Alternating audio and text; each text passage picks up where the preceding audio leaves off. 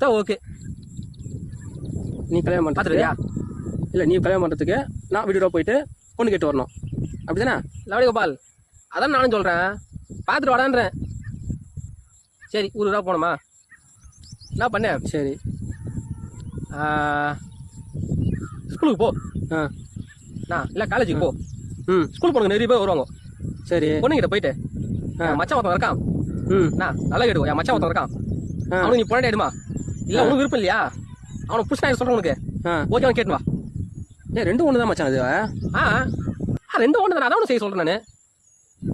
என்னடா என்னையும் மாமாவில் பார்க்க வைக்கிறேன்? நான் உனக்கு மச்சான், எனக்கு மாமா தானே, அதானே செஞ்சாகணும் நீ.